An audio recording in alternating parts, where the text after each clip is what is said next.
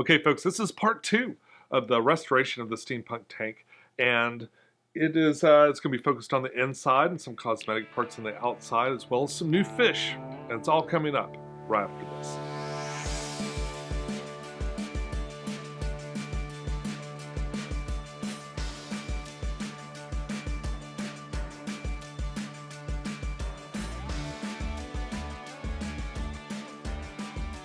Hey YouTube, this is Pecktec. Thank you very much for sticking around for part 2.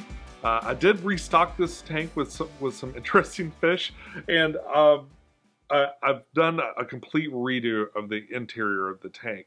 Now it's not a dramatic thing because the tank is kind of, it's got its decoration on the outside, but I did want to do something really interesting in the middle. So of course the first thing I did was I drained some of the water out, and I caught all the fish that I could. Well, I had one peacock gudgeon in there, and he has moved to the 32-gallon where he's hanging out and ready for more company, which he'll have soon.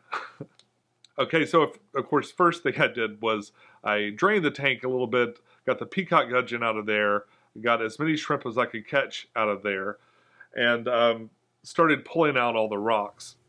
This took a long time. I had forgotten just how much dragonstone I'd used in this tank to just to kind of hide the filter and stuff in case somebody happened to look through there. What I didn't realize at the time is that mostly it's black. Like, it is really, really dark right under here. Of course, right? Because there's no windows except for on the side. So of course, if you're shining light through the side or something, you can see it back in there. But really, the black sponge that kind of encases the pump is plenty enough to hide in the dark like that. In fact, that's actually a technique. I saw it recently where you have your aquarium, have maybe a longer aquarium. Of course, this is not quite long enough to do that, but you have a longer aquarium, and the back of it's in complete darkness, and the front of it's got a lot of light. So when you look into it, it gives this perception of just kind of going on forever. The fish just kind of swims off into the shadows, and you don't know what happened. So I guess you never see them turning around the other side. So it's not quite that effect, but it does have a little bit of that appeal, and I like that. But I pulled all the rocks out, and I pulled most of the substrate out. Now I left the substrate that was right under the pump alone. I kind of left it there, and I took all the rest. The reason is there's a lot of good bacteria in that substrate. There's a lot of seasoned bacteria that will propagate out into the aquarium and do a lot of good. Now, because the fish I'm putting in here really love sand, and I'm putting sand in as a substrate, and I'm replacing the coarse gravel. So I pulled most of the rock out, everything that wasn't under the pump, and then I replaced it with some sand. The sand was fairly expensive, but I wanted that particular grain and that color of brown, so I paid a little bit, like an embarrassing amount for it. It's that perfect tone of sand that I like, where it's not too bright, but it's not dark at all. It's just perfect khaki tan color. You can come pretty close with pool filter sand, but it's an artificial thing, and it's a little bit more coarse than what this is. So I've got a big runway here, and then a big block across the back half that's just mostly entirely sand, and that'll be plenty of areas for this new inhabitant to dig. Okay, so this go around, I did not put a lot of rocks around there. I kept just a few, and I made myself a little island right here in the middle that sort of mirrors, and it's got Anubias, and it sort of mirrors the Anubias garden at the top. So I've kind of got the underwater and the above water version. I'm a big fan of this plant, obviously. So I'm curious to see, how they do and compare the growth and kind of how they look. There's at least one Nana in there, and I think that's what this is. So now the species of fish that I'm putting in here might enjoy kind of like hiding out amongst the rocks and stuff. So I took a bunch of river rocks, which I know don't match the dragonstone at all. But I pushed them into kind of the dark area, or that border just before it gets dark. So right there next to the pump, where it pumps out, that's going to be in the back of the tank about here. I've got Riverstone kind of going around in front of that and then kind of working its way up right to the edge of what you can see when you're looking down into the tank. And I put one or two more pieces of Dragonstone kind of amongst that stuff, just to kind of provide a couple of other areas and some texture, maybe create a little bit of a transition. But I'm not particularly worried about what happens in the dark part of the aquarium over here. That part's all for the comfort of the fish that I chose. Now, I've seen a couple of them swimming by here in the monitor, so I don't know if you've noticed yet or not. So the creatures I chose to keep in here are Coulee Loaches. Coulee Loaches are a really, really interesting species, and they're a lot of fun. I've had them before. You rarely see them unless you keep a larger amount of them, and I haven't done that until now. Now, unfortunately, I'll never be able to keep the optimal amount of Coulee Loaches together because they really like to congregate in large numbers. They're very social fish. They're also fairly peaceful. They're not the kind of thing that's going to attack anyone. I'm not sure how they're going to do with the cherry red shrimp that I threw back in there, but I've got a lot of them, so it's okay to check it out and see. So right now I've got 6 Coulee Loaches in here. 4 of them are adults. I had to go to 2 different PetSmarts to get them, and they're the black Coulee Loach. The other 2 I threw in are most likely the banded Coulee Loach. It didn't say anything, and they're not showing their colors yet because they're tiny, tiny little baby danger noodles.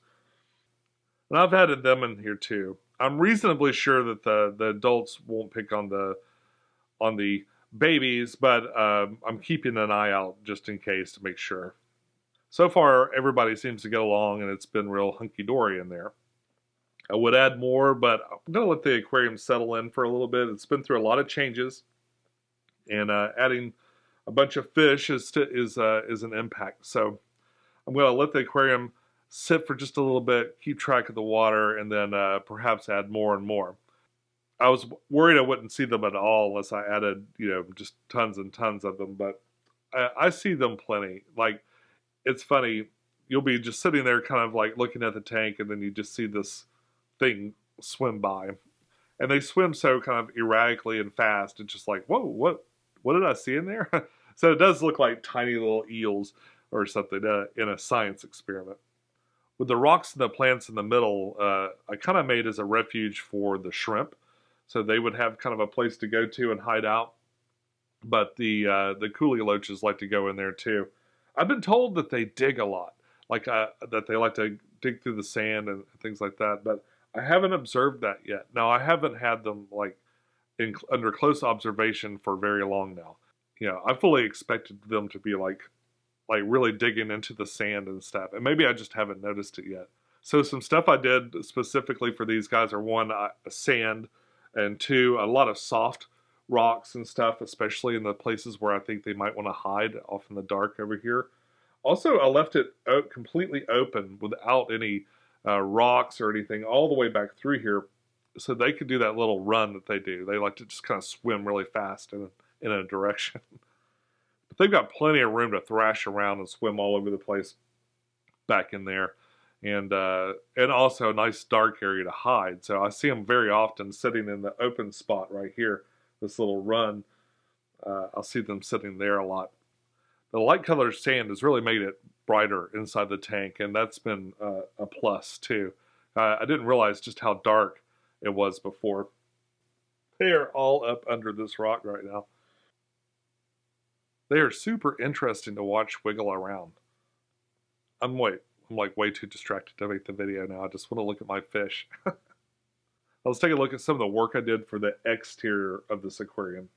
Okay, so here we have the lid, and as I said before, it's warped a little bit, or actually quite a bit. But I'm not going to do anything about that. In fact, if nothing else, that kind of helps give me a place for the cord to come out the side. On the other side, it is coated in sort of a rubberized sealant And that's just to kind of keep the moisture out of the wood, well, to help keep it from warping too much too, but just in general to keep it from absorbing moisture. Now, I wanted to close this off as well. And what I had originally done is I'd added some silicone on here, and I put this little plastic panel down, and I made myself a little feeding hole. This lasted for about, I want to say, 4 or 5 months, and then eventually this just popped off. A piece of it popped off, and then it just fell off because this stuff isn't going to stick to this too well. So what I'm going to do is I'm going to attempt to attach it, and I'm going to drill in some screws. We're going to give it a shot. I'm going to put a little bit of rubberized stuff over this too, just to protect it. I'm not sure what these are made of. Hopefully they're not something that'll rust. If so, I can easily pull them out too. But I'm going to try to give it a little bit of a moisture barrier there to at least buy it some time. Now maybe this will help with the evaporation quite a bit. It'll keep the humidity down in the room in general. And I've got still got a nice little feeding hole. So, very cool.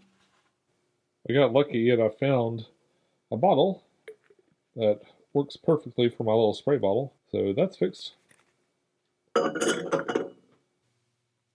Now for the sleeve, the steampunk sleeve, what I did was I wanted to darken the trim here around the top of the terrarium area, or paludarium area, the bog, that part. I'd originally darkened it with a polish, and it was a pretty passable tone, but over time that kind of went away, and I decided I wanted to stain it, do something a little bit more permanent. So I taped it off, so in case I got real messy, I would be able to fix it. And then I stained it real carefully. Also wanted to refresh the wood, the actual wood panels and stuff, so I gave it a once over and cleaned it up real good. That stuff really does a great job. Makes it really rich and gives it a nice tone. Also, finally found a replacement for my bottle, for my spray bottle, and I fixed that. And I rearranged the way these were to be more practical, because I'm into the scissors all the time and the tweezers and stuff, and it's really been kind of a convenient place to keep my tools for a lot of my tanks. Now granted, I got some special ones for this tank, so it kind of fit in with the theme a little bit. So I got some Victorian looking thread scissors and a bunch of dental tools and stuff like that. But all these things have been kind of useful with different aquascapes and stuff over time. So it's not completely ridiculous and decorative. Just mostly, not completely, mostly. Feels like this year's been like Sean Peck's remediation train. I've been just fixing aquariums. I haven't set up too many new ones. In fact, I've got one like right here that I could set up, but have not. So I need to do that. Now, over on the other side of the room, I've got another tank that needs some help, and I'm probably going to be looking at that very soon, and that's the 20-gallon. And that one, the plants are doing okay for the most part, but it's like kind of like they're growing backwards, like everything's to the front and then getting kind of empty and dead to the back. So I think what I'm going to do is pull everything out and just kind of pull all the plants out and then put them back in. I might add some new substrate. Yeah, I might pull them out, take some of the substrate out, replace it with a little bit of fresh, and then put it back in. Almost just to see if it would work. You know what I mean? Because it's not that I'm not sick of the tank or anything like that, but I've got that new tank downstairs that would be perfectly capable of holding the fish that are in there and would look great in there. So that would kind of give them an upgrade of this brand new tank that's flourishing and doing really good right now. So I'll put it down there, put them down there, redo this one, and just kind of see what happens. It's one of the few tanks I have that's like a high-tech tank, which just means it's got CO2 running to it. It's got CO2 running to it, it's got the little corner filter, it's got a canister filter actually underneath that's pre-filtered by that corner filter. So it's a pretty nice setup, and I'm not willing to just kind of completely break it down yet. I had a thought that it would be pretty neat to, I've always wanted to do one of the 40-gallon tanks, right? A 40-gallon breeder tank, to be specific. But they stick out quite a bit, and this is sort of a narrow room, so it's been real handy to have the 20-gallon kind of flushes up to the wall a little bit better. So I think at least in the short term, I want to keep that 20-gallon. I'm going to rip that scape up and redo it. That's next week's project. And I can't wait to do it and try to film it and then make a video for you. It's going to be a lot of work. So next week's video will either be that or something easier. But that's all I got for you this week. Until next time, follow your bliss, keep a clean tank, and I'll see you soon. Bye-bye.